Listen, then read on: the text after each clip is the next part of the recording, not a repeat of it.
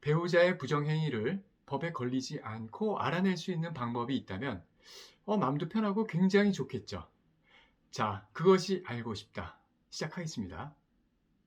저는 남편과 결혼한 지 11년 되는 전업주부이고요. 애들은 7살, 10살 둘 있습니다. 그리고 남편은 회사에 다닌 지 중소기업인데요. 한 12년 정도 된 것 같아요. 근데 이 사람이 한 1년 전부터 행동 스타일이 좀 바뀌는 거예요. 그 안 가던 출장을 가기 시작합니다. 이 사람은 격리부거든요. 어쨌든 뭐 1박 2일 갔다 온다고 해서 바리바리 속옷까지 챙겨줬습니다. 그랬더니 또 그 다음에 한 달 후에 또 출장을 가요. 그런 식으로 출장이 잦아지더니 작년 휴가철에는 무려 3박 4일이나 출장을 다녀오게 됩니다. 출장지는 부산이었어요. 그리고 그 다음에 또 이상한 행동들을 많이 합니다. 어디서 띠리링 하고 전화가 오면은 막 이렇게 눈치 보면서 골방으로 가서 전화도 받고, 그 다음에 전화를 황급하게 끊고 바깥에 나가서 전화를 하고 들어오고 막 그러는 거예요. 문자나 메시지 같은 것도 딴 사람이 볼 수 없도록, 특히 제가 볼 수 없게끔 락을 걸어놓기 시작하는 겁니다.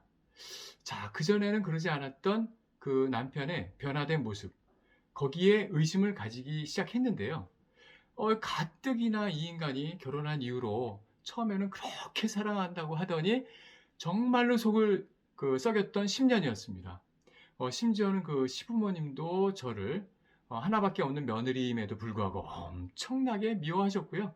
그 다음에 애들에 대해서는 신경도 안 씁니다. 게다가요, 은근히 욕도 하고 사람 깐죽깐죽 긁고 그 다음에 무시하고 그 다음에 그렇게 못 살게 구는 거예요. 정말 애매하기 때문에 뭐라고 화를 내지 못하고 혼자서 속 끓이던 그 11년이었습니다. 그래서 저는 이제 심각하게 고민을 하기 시작했을 때였어요. 그랬는데 이 인간이 바람까지 핀다라는 그런 의심이 든 겁니다. 근데 바로 어젯밤 남편이 밤 12시 넘어서 들어왔는데요.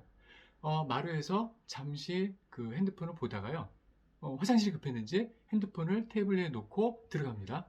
그래서 저는 급하게 열려있는 핸드폰에서 메시지를 눌렀습니다. 가장 최근에 있는 내용이 궁금했어요. 그래서 봤더니 뭐 이름도 호식이에요. 호식인데 남자가 아닌 거예요. 어떤 여자가 오빠 잘 들어갔어? 내일은 어떻게 할 거야? 내일은 우리 오랜만에 1박 2일로 어디 놀러 갈까? 이런 문자가 있는 겁니다. 얼마나 당황스러워요. 그래서 저는 생각합니다. 너 죽었어. 너는 이제 딱 걸렸어. 근데 이거를 어떻게 내가 앞으로 어떻게 해야 되지? 막 너무나도 당황스러운 거예요. 자, 나는 앞으로 어떻게 해야 될까요? 자, 당장 목욕탕으로 쫓아가서 목욕탕 문을 벌컥 열고 너 바람 피고 있지? 너 내가 증거 다 잡았어. 너 이제 나랑 이혼이야. 끝났어. 라고 하는 게 좋을까요? 그렇지 않습니다. 일단은 마음을 가라앉히고요. 만약에 마음을 가라앉히기 어렵다면 남편 얼굴을 아예 쳐다보지도 말고 일단 남편이 잠들길 기다렸다가 그 다음에 전략을 다음과 같이 짜시면 됩니다. 첫 번째는 뭡니까? 일단은 마음을 가라앉혔음에도 불구하고 내가 저 인간하고 이혼을 해야 되겠다라는 것을 결정하는 것이 가장 우선이겠죠. 자, 그 다음에 이제 이혼을 결심했어요. 그럼 그 다음에 이제 증거를 모아야 되잖아요. 자, 근데 그 증거를 어느 것부터 모으는 게 좋을까요? 첫 번째는 바람피는 것과 관련된 동영상이나 녹음이 가장 좋습니다. 자, 그래서 아까 말씀드린 것처럼 남편이 자러 들어갔죠. 그 다음에 차키를 가지고, 차는 뭐 그 온 가족이 같이 쓰는 거니까요. 그 차키를 가지고 남편이 항상 사용하는 그 차 문을 열고 들어가는 겁니다. 그럼 들어가면 뭐가 있죠? 차량 내부에는 보통 블랙박스가 설치가 되어 있죠. 그 블랙박스에 있는 그 SD 카드를 꺼내서 그거를 컴퓨터에서 다운로드를 받는 거예요. 일단은 전부 받아 놓습니다. 만약에 그 다운로드 받는 요령을 모르거나 좀 힘들어요. 그럼 어떻게 하면 됩니까? 그 블랙박스를 플레이 시킵니다. 플레이한 다음에 그 전체 내용을 내가 가지고 간 그 핸드폰으로 촬영을 하는 겁니다. 그것도 가능합니다. 그렇게 해서 일단은 지워지지 않고 남아있는 블랙박스의 내용을 전체적으로 촬영을 하는 게 좋습니다. 물론 거기에는 목소리도 녹음이 되어 있는 경우가 많이 있죠. 그럼 그날만 블랙박스를 다운로드 받으면 될까요? 되도록이면은 일주일이나 2주일 정도 남편에 대해서 티를 내지 않으면서 넉넉하게 매일매일 혹은 며칠에 한 번씩이라도 SD 카드를 다운로드 받거나 아까와 같이 촬영을 해 두는 게 좋겠죠. 그래서 블랙박스를 매일매일 열심히 봤는데요. 이게 남아있는 자료가 거의 없는 거예요. 인간 대단하죠. 퇴근할 때 아마 다 지워버리는 것 같아요. 그래서 나는 이제 다른 생각을 하게 됩니다. 그러면은 흥신소, 심부름센터라고도 하죠. 요즘에는 민간조사기관이라고도 이렇게 많이 명칭하고 있는데요. 내가 그런 곳에 한번 부탁을 해서 미행을 해볼까? 라고 생각을 합니다. 자, 근데 여기서 고민이 됩니다. 미행해서 혹시라도 사진 찍고 녹음하고 그러면은 내가 걸리는 거 아니야? 내가 형사처벌되면 어떡하지? 이런 걱정이 생기는 게 당연하죠. 자, 흥신소나 심부름센터에 내 남편을 미행해 달라고 부탁하는 것이 불법일까요? 그렇지 않을까요? 불법에 해당은 됩니다. 뭐냐 하면요.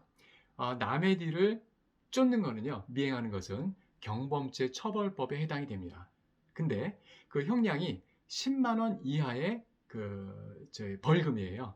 그렇기 때문에 어떻게 보면 굉장히 경미하죠. 물론 미행을 부탁하게 되면은 그 흥신소의 그 직원과 그 직원한테 미행을 시킨 나도 교사범으로서 똑같이 10만 원 이하의 벌금에 처해질 수가 있습니다. 근데 흥신소 직원 벌금 10만 원, 내 거 10만 원, 합해서 20만 원 들더라도 그게 이혼 소송에서 결정적인 증거로 쓰이면은 좋다라고 생각할 분이 또 있잖아요. 네, 그런 분들은 그렇게 하셔도 무방합니다. 소위 말해서 증거 능력이 인정됩니다. 근데 이때 조심할 점이 하나 있습니다. 뭐냐면요. 흥신소 직원을 시키든 아니면 내가 미행을 해서 직접 남편이 다른 여자하고 만나는 현장 아니면은 모텔로 들어가는 현장 이런 거를 찍는다고 하더라도 녹음기를 작동시키시면 안 됩니다. 왜냐하면요. 다른 사람을 미행하는 것은 아까 말씀드렸듯이 경범죄 처벌법에 해당돼서 10만 원 이하의 벌금밖에 안 되죠. 그리고 다른 사람들, 내가 아닌 다른 그 사람들의 얼굴을 촬영하는 것도 특별한 죄가 되지는 않습니다. 물론 민사상 약간의 손해배상 책임을 질 수 있지만 어쨌든 형사상 처벌은 되지 않거든요. 그런데 내가 아닌 다른 사람들, 타인 간의 대화 내용을 녹음하게 되면요. 그 자체로 통신비밀보호법 위반으로 엄하게 처벌을 받아요. 그래서 남편이 다른 여자와 만나는 현장을 목격하고 영상을 촬영할 때는 반드시 녹음기는 꺼놓으셔야 합니다. 기존에 있었던 블랙박스, 남편이 설치한 거겠죠? 아니면 같이 설치했거나 그 블랙박스에 담겨진 내용을 보는 거는 괜찮은데요. 더 나아가서 차내에 내가 남편 모르게 위치 추적기를 달았어요. 이것은 어떻게 될까요? 그거 큰일 납니다. 위치정보법에 위반돼서요. 그것도 실형을 받을 수가 있습니다. 그리고 녹음기를 남편 몰래 달았어요. 그거 어떻게 될까요? 그건 아까 말씀드렸죠. 통신비밀보호법에 위반돼서 1년 이상 10년 이하의 징역에 처해질 수가 있어요. 굉장히 조심해야 됩니다.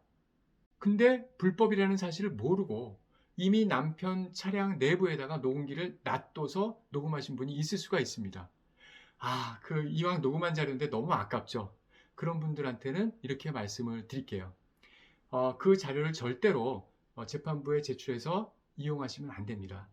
형사처벌 받을 수가 있죠. 그렇기 때문에 그 자료는 그냥 모른 척 하시고요. 나만 알고 있고 거기에 나와 있는 그 내용들, 즉 남편이 상간녀하고 나는 대화 내용들을 이용해서 거기에 나오는 장소라든지 여러 가지 것들에 관해서 재판부를 통해서 사실 조회나 아니면 문서 제출 명령 이런 것들을 하실 때 그 내용을 그냥 이용만 하시는 게 좋을 것 같습니다.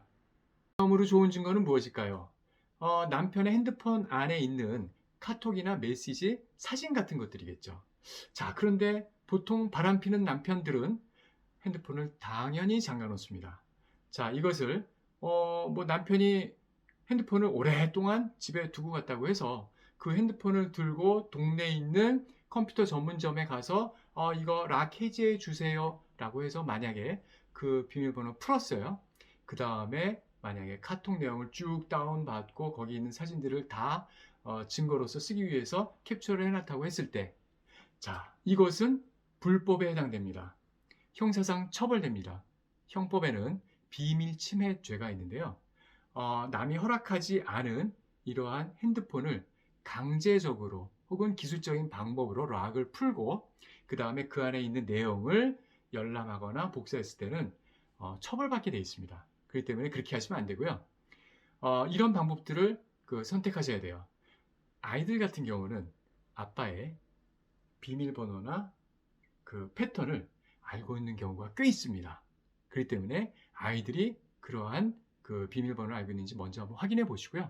그렇지 않다라면은 남편이 할 때 옆에서 슬쩍 보든지 해서 일단 그 패턴이나 비밀번호를 미리미리 확보해 두시는 게 좋을 것 같아요.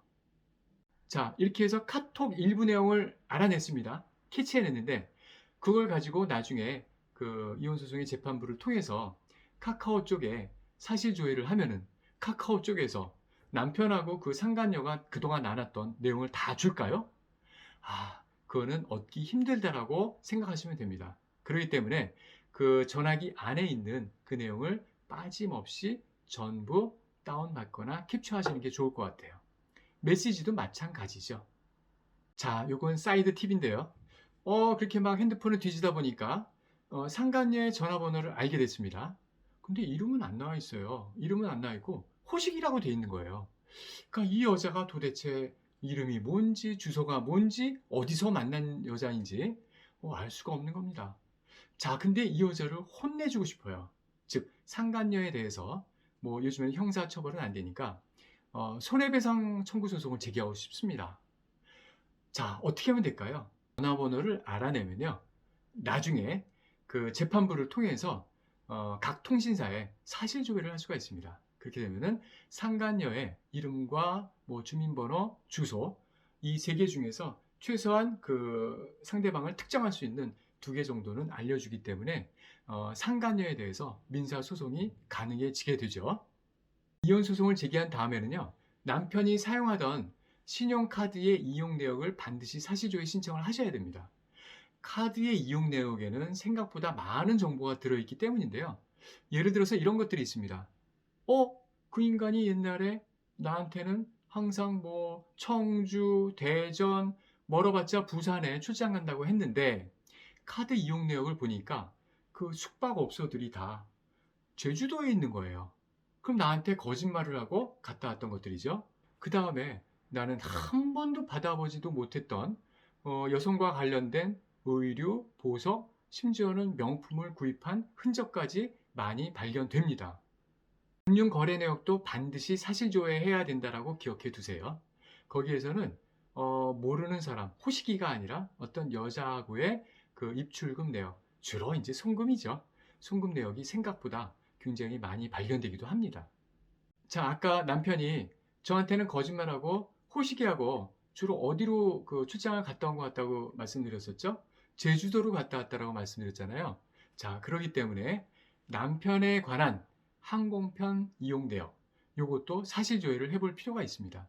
나한테 거짓말하고 바람 폈었던 그 결정적인 증거거든요. 그리고 더군다나 호시기를 같이 그 피고로 한다라면은 호시기의 그 항공편 이용 내역도 같이 사실 조회를 할 수가 있겠죠. 그렇다면은 둘이서 같은 비행기를 타고 제주도를 갔다가 일을 보고 출장 갔으니까 열심히 둘이 일했겠죠. 그리고 같이 서울로 왔다는 사실을 파악할 수가 있을 거예요.